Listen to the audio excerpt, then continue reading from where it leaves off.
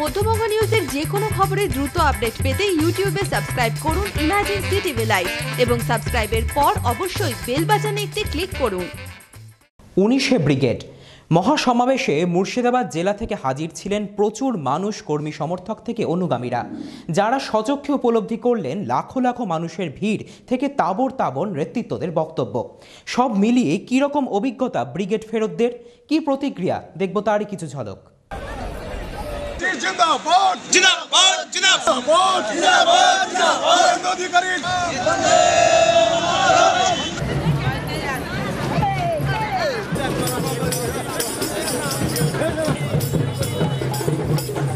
শিবিরে যাওয়ার আমার অভিজ্ঞতাটা অনেকটাই ভালো হয়েছে। বিষয় হচ্ছে আমাদের জননেত্রী মমতা বন্দ্যোপাধ্যায় আর কি যখন এই 19শে জানুয়ারি একটা ডাক দিয়েছিল, তখন আমরা আগে থেকেই যাওয়ার একটা প্রস্তুতি নিয়েছিলাম।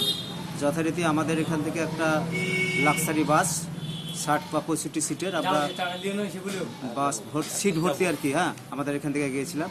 আমি ব্রিগেডে এবার প্রথম যাই। 17 তারিখ নাইটে বেরিয়েছিলাম, ওখানে 18 তারিখ পৌঁছেছি। আমরা ওখানে সকালবেলায় পৌঁছাই। সেখানে ব্রিগেডের আমরা গীতাঞ্জলি ভবনে ছিলাম। আমরা ব্রিগেড থেকে বুঝলাম পশ্চিমবাংলার মানুষ এখনও মমতা ব্যানার্জির দিকেই আছে এবং আগামী দিনে আমরা দেশের প্রধানমন্ত্রী হিসাবে মমতা ব্যানার্জিকে দেখতে চাই। প্রথম ব্রিগেড গেলাম, তাতে আমাদের খুব ভালো লাগলো। আমাদের যেতে কোনো রকম অসুবিধা হয়নি। হরিহরপাড়া থেকে আমরা প্রচুর লোক গেছি, তাতে আমাদের যা ব্যবস্থা করেছিল খুব আমরা তাতে খুশি।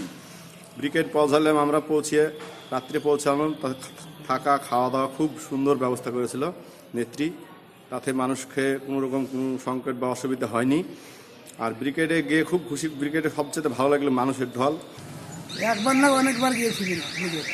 এইবার অভিজ্ঞতা হলো মুখ্যমন্ত্রী ভারতের সব জায়গার মানুষের সঙ্গে খুব আছে, মিল আছে।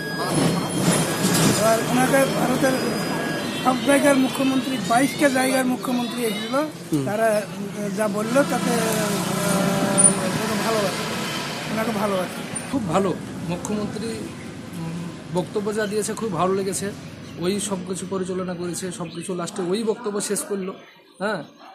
আরও সব এসছিলো, সূত্রগান শোনা এসছিলো যে বিজেপির এমপি, ওরও কথাবার্তা শুনলাম। সব কিছুই এত পরিষেবা ভালো দিলেও বললো। তো আগামী দিন বিজেপি থাকবে না, বিজেপি 19শে একবারে বিজেপি ফিনিশ।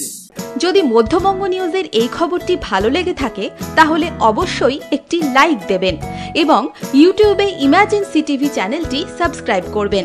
আর যে কোনো খবরের দ্রুত আপডেট পেতে সাবস্ক্রাইব করার পর বেল বাটনে একটি ক্লিক দেবেন।